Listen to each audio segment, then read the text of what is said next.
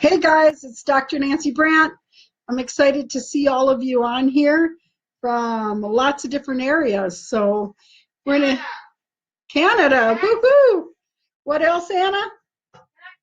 All right. So Anna's on California. So Anna's sort of my logistic angel, and she makes sure all of this happens. And so definitely type anything in the comment department that you need to. Hi, everybody. There she is. There she is. Yay.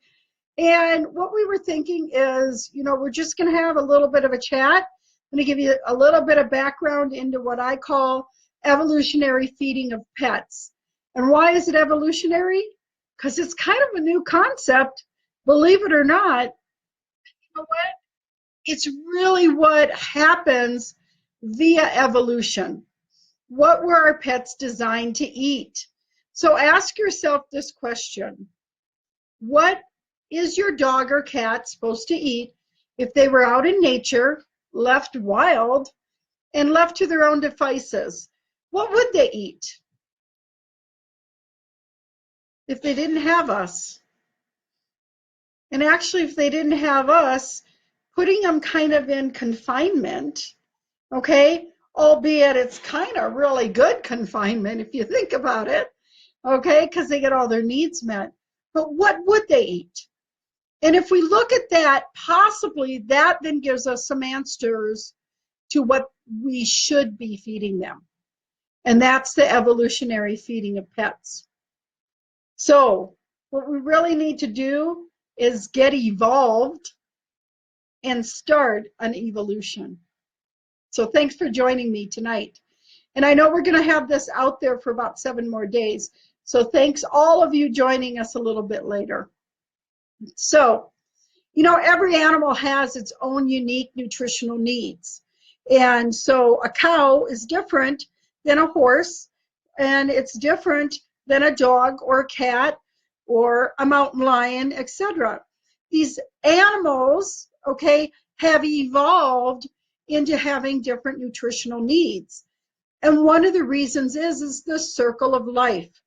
So the way this beautiful ecosystem called Gaia or Earth is set up is that she provides plants which harness everything from the soil and the sun and convert it into matter. And then herbivores come along and they eat that matter. And then carnivores come along and they eat those herbivores. And then there's always death as inevitability. And then all of the soil bacteria and fungi, etc., will go ahead and decompose those bodies, those biological systems, which then go back into the cycle of life to help feed the plant. So it's set up rather ingenious. Nature does a pretty good job. So I got to thinking, why don't we just look at what's evolutionary appropriate to feed our pets, and maybe we can get some answers. Because we can put aside research just for the moment. Just for the moment, research is very valid, but we could also learn by observation. And it's actually one research tool, is observing, collecting data points. It's called grounding theory. And then once we collect all these data points, all of these observations, all of what we see going on repeatedly over and over again, and then we make some sort of intuitive leap, some conclusion, and that's actually when we design the thesis. So we don't design the thesis, okay, and say, this is what my research will show me. Instead, we observe what we're seeing and go, that's interesting. I bet dogs and cats are carnivores. And then we can look for more data points to see if that thesis is true. So that's really where I got this from. And you know what I learned? It's really time to bring the wild back to them. We can bring the wild home. It's really time to dance with nature again. She knows what she's doing. And we as humans, we tend to step outside of the circle of life and circumvent it. And so this is time just to look at that. So what is a carnivore? Well, carnivores are designed to eat meat. They're designed to eat live kills. So just throwing hamburger and green beans at them is not an evolutionary appropriate diet. They're designed to eat something that they just hunted, possibly for days, exerted lots of energy, and then they actually eat it in a very specific manner, a specific way, and they tend to eat it all at once, which is a little bit different than how we feed them. Right now, what do? We tend to feed them every single day at 8 a.m. and 8 p.m. on the dot. I know people who have to leave dinner parties to go home and feed their pet because they truly believe they need to eat on time. But that is not how nature would provide it. So it may not be true. It just may be a habitual behavior of ours. So the dentition of a carnivore is different. They have all pointy teeth. They don't have as many. And they're all designed for tearing and ripping and cutting. And there's no flat surface where they can actually grind down plant material and eat it, except for the very back tooth, which is actually designed to break bones. So their jaw and dentition are all designed to take and eat animal flesh. Their GI system is shorter and less complex than you would have in even an omnivore or an herbivore, which have very complex systems like 4 stomachs. Okay? Their genetics even show this.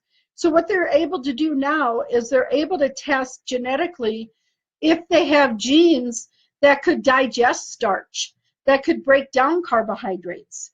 Cats do not. And dogs have a limited capacity. And the reason is that dogs hunt as a pack. And so what happens is they get all those herbivores and they sort of run the rest off, or they kill them all, and then they binge, and then they don't have anything else to eat. So they're designed to be able to forage a little bit. But they tend to forage on sprouts, things that are very easy for their system to break down. And they forage on feces. We'll get to that in a little bit. Why do they eat that? And then one of the best ways to measure whether or not they're a carnivore, omnivore, or herbivore is called the coefficient of fermentation. And dogs and cats both have about the same coefficient of fermentation. And what that means is it's very, very low. They have a very low tolerance to ferment plant material. So what will happen is when we're giving them all these carbohydrates and these plant materials, in no matter what form it is in, or dry food, no matter what it's made out of, is considered a carbohydrate by the digestive system. All they can do is extract some glucose. It's very difficult for them to extract actual nutrients from the plant materials. So I told you I'd get back to this. Why do they eat crap? Oh, I'm sorry. Why do they eat feces? Because they're recycling. So they'll eat their own feces because the first time through, that didn't get digested very well. And so they're going to eat it again in order to try to digest it again and get the nutrients they're missing. Or they'll eat the feces of an herbivore naturally as they're tracking them, because it's already fermented for them. It's already partially digested for them. It's already kind of packaged for them, albeit it's not that pleasant. And I don't want them licking my face, right? But again, that's why they do it. And the last reason they eat feces is they're trying to hide the evidence. Out in nature, if they take a BM and it's outside of their territory, another wolf pack could come in and get really angry with them.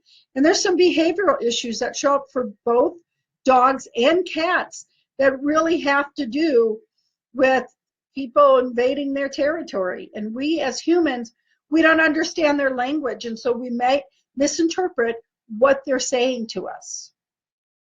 And why do they eat grass? Again, I get, my dog eats grass, so he can be a vegan. Well, the answer is no, he really can't. Most of the time, why they're eating grass is one, they're missing nutrients in their own diet and they're trying to make up for them. And they're looking for sprouts, which are easier for them to break down, or they're looking for ferments, which are already broken down, or they're eating grass because they can at least break down some of the chlorophyll, which will settle their stomach, because their stomach is upset. It's fermenting and it's not meant to. So they're trying to literally like use grass as an antacid. So how did, you look at this and you go, well, how did the pet food industry actually get started? Like, we know they're supposed to go out hunting. They're supposed to eat live kills. So how did we get where we're at? Well, there's a lot of reasons. And in fact, in 2016, the pet food industry is a 75 billion, with a B, billion-dollar industry. That's a pretty powerful industry. So how did we get there?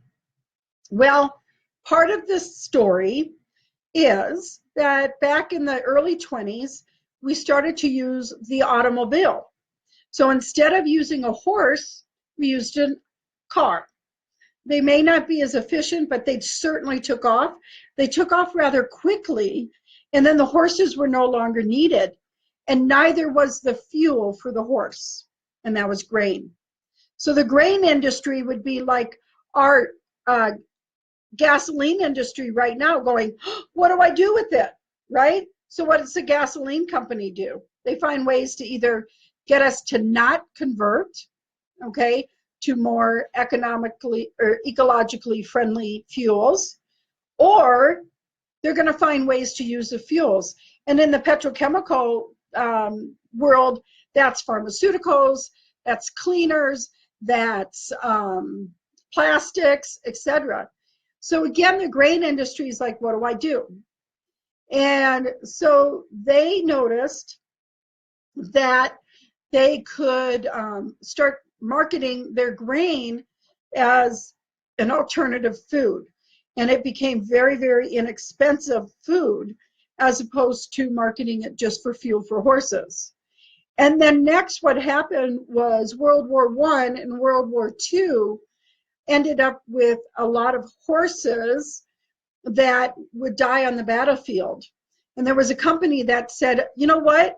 I bet I could make something of this. And so what they did is they took the horse meat and canned it for pets because it wasn't suitable for human consumption. And then the Depression hit. And with the Depression, we could barely feed ourselves. And so what we did is we took that grain, which was really, really cheap, and we mixed fat, animal fat with it, and we fed that to our dogs and cats. The difference back then to now was especially the cats and that most of the dogs were left to roam. So they'd come in and eat this little fun food. Okay, it smelled pretty good. It had animal fat in it. It would fuel them because at least the animal fat is something they can extract fuel from. Grain, not so much, but it would fill them up. But they could roam outside and still hunt. So they actually were still eating their evolutionary appropriate diet for the most part.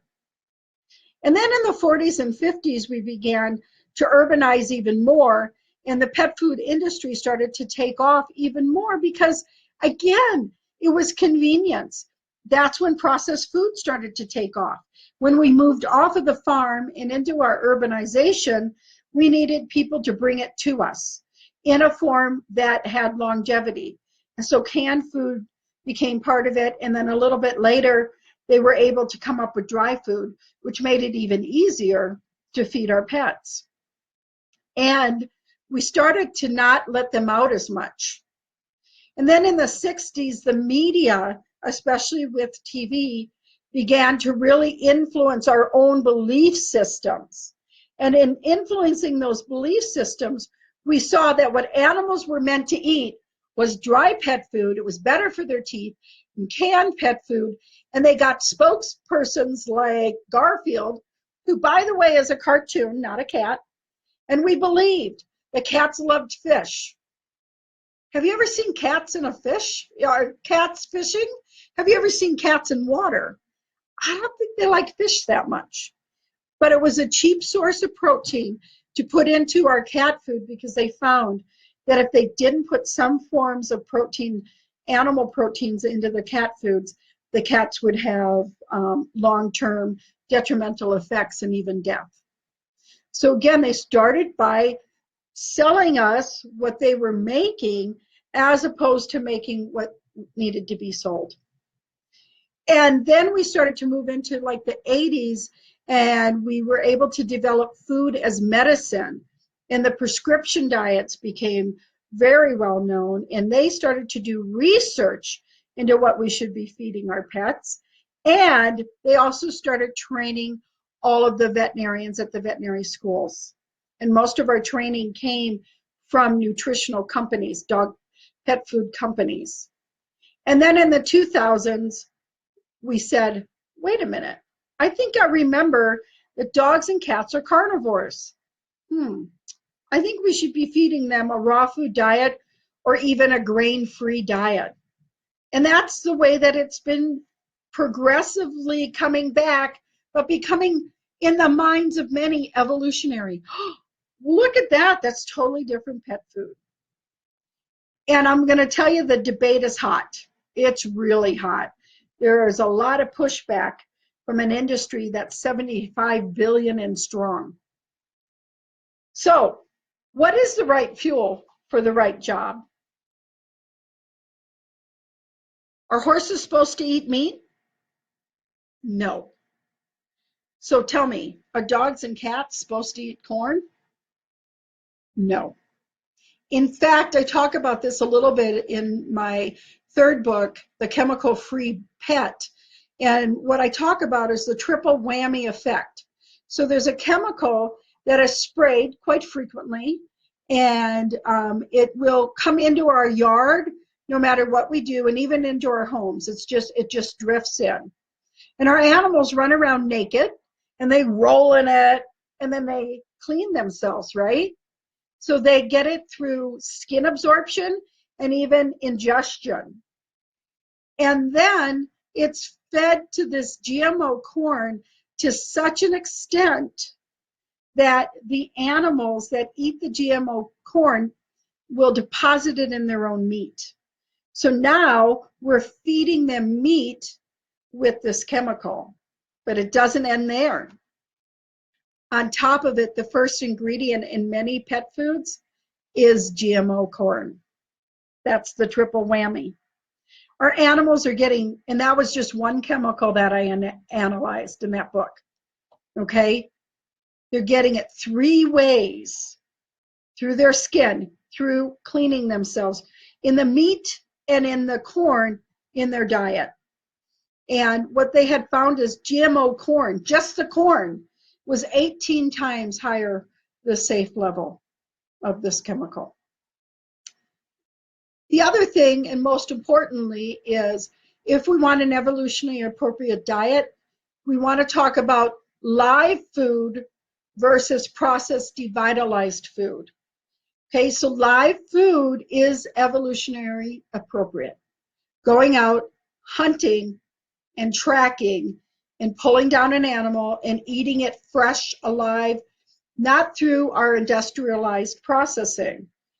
That's not easy to do. And I'm going to tell you, I'm not going to let a bunch of bunnies out in my backyard and let my dogs and cats go out and have fun.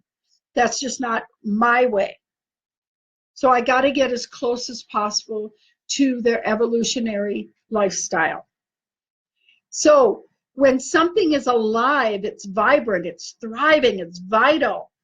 In Chinese medicine, we say it has life force, it has qi. And in the Chinese restaurants, when I was in China, they had live animals out front and like an acre garden in the back to provide as live a food as possible. You're very quickly vegetarian, by the way. So what are we going to be doing to help create this aliveness to this food, as opposed to the convenience of already prepackaged, devitalized, okay, processed food? Well, the simplest answer is biologically active essential oils. Biological active, meaning they still have chi, they still have vitality, they still have that life force, that animating force. You know what's the difference between the puppet Pinocchio and the live boy Pinocchio? We all know there's a difference. There's something that makes us alive and vibrant. And essential oils can bring that to our pet's food. Make sure that they're labeled for dietary use and make sure that they are biologically active essential oils. Otherwise, all you're doing is adding to the chemical burden of your pet. So we must be able to create with the food not only the raw materials, the proteins, the fats, the carbohydrates, all in the right proportions. We've got to be able to produce that energy too. So they have to ingest life force. We need to start testing our food for vital energy, for chi, right? Instead of just the chemical makeup of the food. We have to start doing the research based on that. And it's coming. The process just hasn't caught up. In fact, one of the new studies is epigenetics. Epigenetics is the study of what turns genes on or off. So we have DNA, and it's like a blueprint. And we have epigenetics, which is sort of like, you know, the contractor who says we're going to do this part and this part, but we're going to change this part a little bit and this part a little bit. So it's what turns them on and off. Well, research now in quantum biology shows that DNA is a process, meaning it's an energy process. It can actually turn itself on and off. So epigenetics is energy influencing the quantum process. It is not the chemistry, it is the energy. And our number one epigenetic influencer that we can give our pets is food. So we have to include essential oils. They have to be appropriate, or they don't have any epigenetic influence except blah, right? So we can have a good negative effect. We can have an awesome positive effect. So what is this new old method I've been talking about? What is it? What do we got going on here? And I call it the new old method because really it's what they evolved to do. It's the old way of eating. Really just a little over 100 years ago, this is how our pets ate. But it's new because it's a new concept. And I have so many clients who go, okay, I feed raw food. Well, what do you feed? I feed hamburger and green beans. And that's it. Honey, that's not evolutionary appropriate. That is not a live kill. So we have to analyze the live kill and see how can we mimic it as close as possible? How can we get as close as possible? Okay, now remember I have notes for you at the end of this, so don't worry that I'm going through this super quick. So first, get the proper education. If you want to feed evolutionary appropriate diet, make sure you're being educated by the right people. I'm just saying, it may not be Dr. Google. The next time, check with him. I want to see what his degrees are. Next, you need to prepare the terrain. What do I mean? Basically, your pets have sterile guts. What does that mean? It just means that they've been eating sterile food. It doesn't provide good enzymes and probiotics and all of these trace materials that combine to make that gut more apt to be able to digest a live kill. So we've got to prepare them to get to what is evolutionary appropriate. And it's not because they aren't evolved and now they've evolved to eat pet food, okay? It's because they're not prepared. Mama didn't eat raw, grandma didn't eat raw, your dog's never eaten raw, they've never had any of that bacteria, so they're really just kind of a gut waiting to have diarrhea. which is why you hear about raw fed dogs having certain issues. Most of the time it's because it wasn't done evolutionarily appropriate. Slow conversions. Can you imagine you've eaten crackers your whole life for, 10 years, and then someone gives you a steak? What's your body going to do with that? Well, guess what? In the concentration camps, because they were fed so very little, that when they came out, the soldiers wanted to really help them, and they fed them steak, and that actually killed them. The reason it killed them is that their body had no idea how to break down steak anymore, just crackers. And dry food is like crackers, okay? Mimic nature. How do they eat it? What do they eat? Why do they eat it? How do they catch it? What do they need? They eat the whole animal, so are feathers and fur and feet important? And what do they do with it? So we've got to get as close to mimicking what they would eat in nature in both proportion and portions. And that's the next step. What kind of proportions are we feeding? Raw meat, okay, raw hamburger at 90% with some green beans thrown on top is not the right proportions. And we still tend to overfeed our pets. Pets, it's so funny. Like I was saying earlier, I have people who will leave a dinner party to go feed their dog or cat on the dot. It must be 8 a.m. and 8 p.m., period. No, that's just learned behavior on the part of the pet. They start hunting, which is begging and meowing and vocalizing and going to the food bowl and looking, and going to the food bowl and looking. Okay, that's just hunting.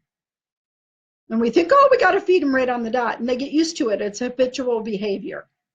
But the truth is that they probably in nature would only eat about 4 or 5 times a week. And the rest of the time, they're actually fasting or they're hunting. And that's what they're designed to do. Supplements. So people will poo-poo a raw food diet because you still have to supplement it. Well, of course you do. It's still not evolutionary appropriate.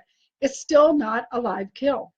So we have to get as close as possible to mimicking that live kill. And sometimes that means we supplement as opposed to just doing it all with whole food. How much and how often? We talked a little bit about that. What are the right proportions for your type of animal? A growing animal needs much more food than a couch potato. So we've got to get knowledge of that. And then the syntax of it all. How would they eat on a weekly basis, and how can we mimic that? So here's an example. Johnny bit the dog. Or the dog bit Johnny. Same ingredients, different outcome. So we've got to go, what would they eat? If they were hunting a pack, and how often would they eat? And in what order would they eat the animal? Do they eat the bones first, or do they eat the organs first? Do they eat all of the animal, or do they leave part of it? And then if they do take the bones, they bury them, so they ferment. So we mimic that as close as possible on a weekly schedule. And this is really key. Some people, their argument is it's just too expensive. Well, that's because we're feeding them too often, because that's just not how they're meant to do it. They're meant to fast. And fasting for animals can be life-saving, because what we do is self-intoxicate. If all we're doing is ripening, and fermenting food, that is just too much for us to digest.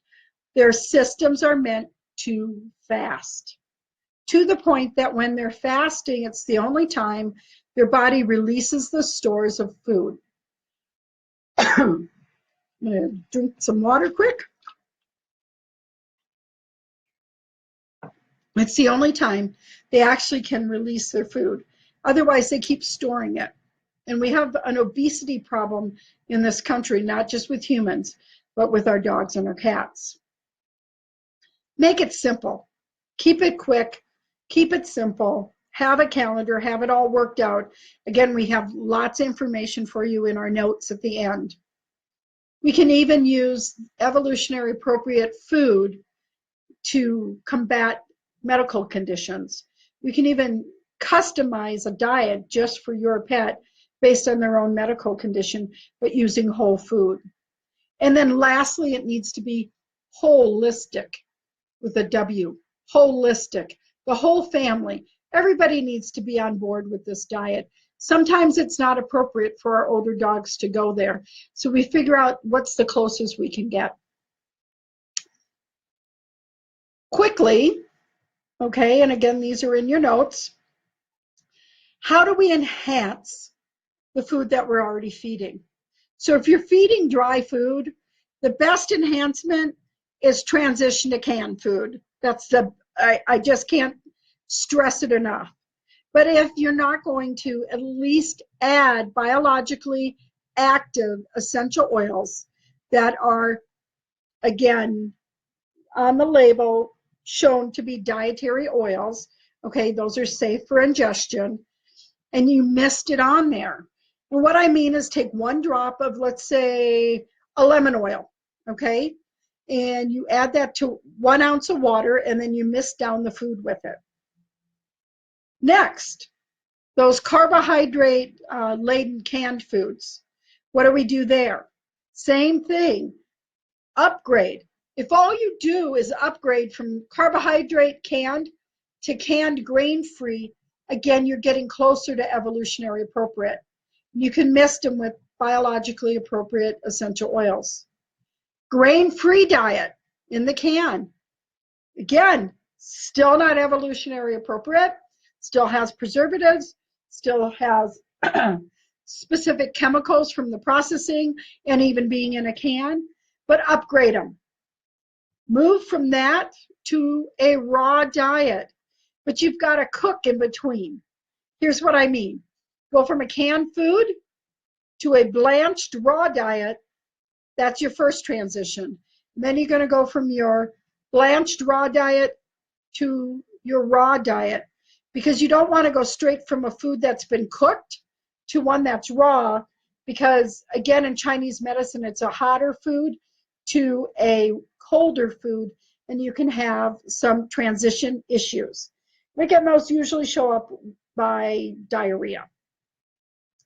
And then you can go to a raw food fed dog. Again, it's still not the evolutionary appropriate diet. With the evolutionary appropriate diet, now you're adding in very specific foodstuffs to make sure your diet is 100% optimally balanced, and you even can get it analyzed to make sure that it has all the nutrients that they need. In being able to just do that with whole foods most of the time. But you're going to be adding supplements, you're going to be adding ferments, you're going to be looking at bones, fasting, etc. You're going to be introducing the hunt. And that brings us to our last point. What do we do with treating in toys and even our habitual habits? So treating a pet means they eat. So if you're treating constantly from a candy dish, your pet thinks it keeps eating. So it keeps storing the food, doesn't really digest it well. That's not a fast. So we've got to look at why we're treating. What's the reason we treat our pets? Is it for them or is it for us? It's usually for us. And the toys. Why do we get toys for our pets? You go into a pet store and you have just all these toys that are so cute and cuddly, and they're pink and they have the little bow, and I think, oh, that's just so marvelous. Now a dog looks at it and goes, wonder how I can eviscerate it and eat the middle. So then it becomes not so safe. In fact, most toys out there are not safe for our pets because our pets are hunting and they're killing and they're tearing it apart. My dog loves to get the squeaker out. As soon as she gets the squeaker out, she's done with the rest because she knows, I got it. She's so proud of herself. And cats live for the hunt. They don't even live for the food. The study showed that they'd rather hunt than eat. And so have we ever seen a cat come home and they bring you their little gift and they're just playing with it, right? They have no desire to eat it, but their thrival is all about that they got to hunt it. So it's really, really key. And some of our habitual habits, remember, are born out of our needs, not theirs. Our pets don't need to be fed twice a day on the dot. That's our needs. But they start hunting twice a day on the dot because they get rewarded for it all the time. And in fact, Tony Robbins developed human needs psychology, and he talks about the fact that humans do everything, every choice, every decision, everything we do is to meet one of those 6 human needs. And our pets supply us with all 6 needs. So remember, some of these habitual habits may be us and not our pets. And I'm going to ask this last question before we finish. Are our furry ones trained, or are we? So in conclusion, choose to thrive your pet now. Use an evolutionary appropriate lifestyle. Let's bring the wild home. And as promised, all these points are in tidy note form in the form of my 4th book, Evolutionary Appropriate Feeding of Pets. I absolutely am so excited that this book is offered. So again, Evolutionary Feeding of Pets. And for the next 72 hours, we are offering in pre-sales a special price of $21 plus shipping and handling. And these are going to be shipped out after October 10th of 2017, so not too long. So again, this is a limited time offer, and we actually have limited quantities. So the next 72 hours, this offer will be up. And all you do is you go to www.evolutionaryfeedingofpets.com. And I know Anna's getting that up on the screen. So again, at www.evolutionaryfeedingofpets.com for this limited offer. So, in conclusion, be evolved and join the evolution. It was wonderful spending time with you, and I know we're going to open this up to Q&A. So, Anna, what questions do we have for me? So Anna's on her way over, and she said we have quite a number of them, so we're going to get through as many as we can. And you can always email us at the website, Evolutionary Feeding of Pets. So am I looking on screen, Anna, or are you coming with them? Awesome. So she's on her way over. Remember, this is our first Facebook, so we're getting these logistics down.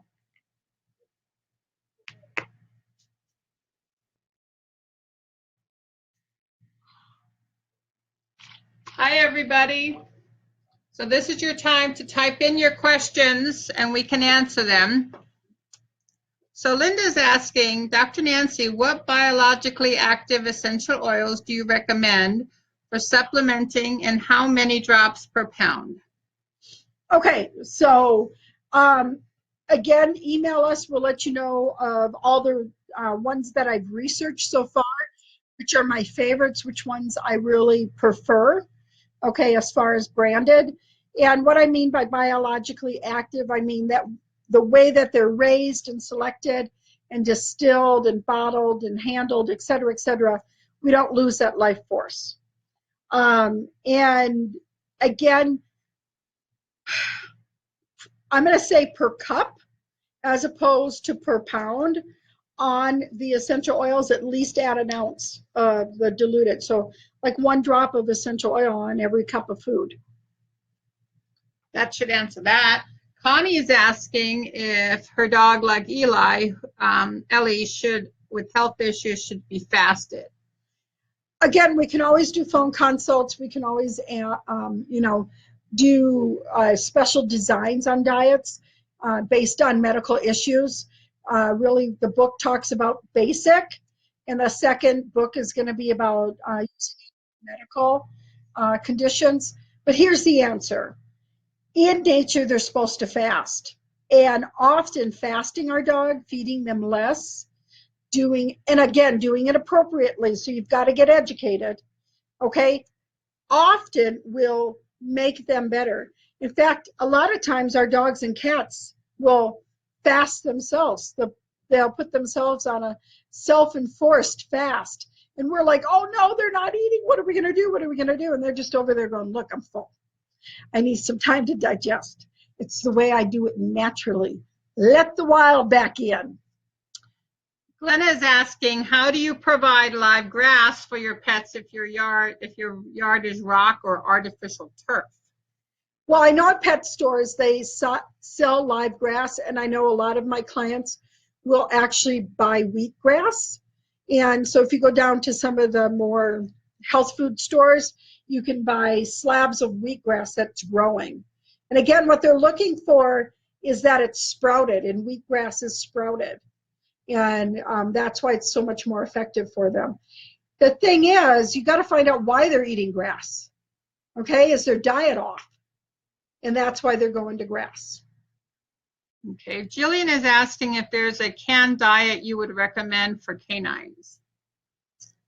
Again, bare minimum, grain-free, carb-free canned diets. And there's a lot of them on the market. Okay, Candace is asking, what about feeding of feral cats? Feral cats are probably the easiest. For the most part, they're probably scavenging. The challenges with our urbanization and our control of rodents, etc., a lot of times the feral cats have lost the ability to find any food. And so the closer to the evolutionary appropriate diet for them, the better. I noticed a lot of people are asking the question, how do you know what oils to give the dogs or cats? Well, again, in the book, we give you some examples of things that they like. And I offer the course for veterinary medical aromatherapy where I give you insight into what essential oils work better with what body systems. And then for the vet techs and the veterinarians, I actually offer the advanced course where we talk about, medical conditionings.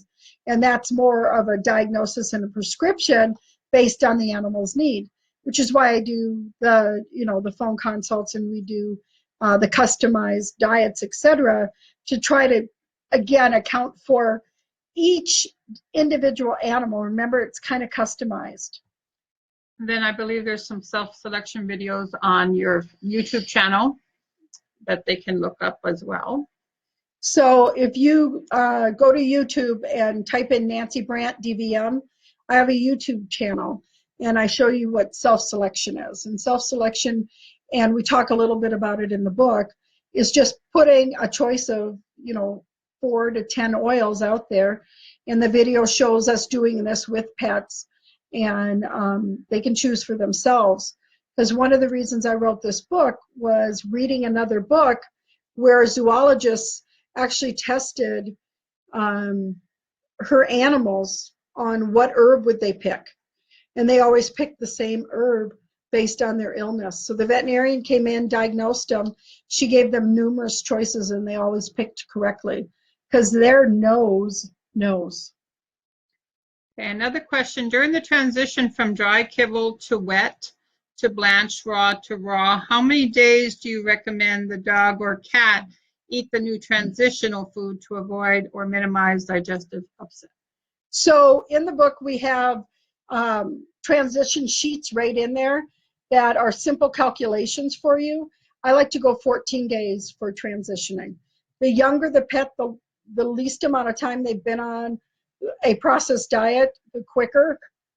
But again, I just find that dogs can have some upset, so it's not worth trying to rush this. And cats sometimes just are like, no way. Cats are in charge, not us. So sometimes cats are just like, there's no way I'm going to do this. And so the slower the conversion, the more likely the success. Okay. I'm just checking if there's any more questions. If you have them, write them, type them down now. And on how to choose an oil, that's in the book.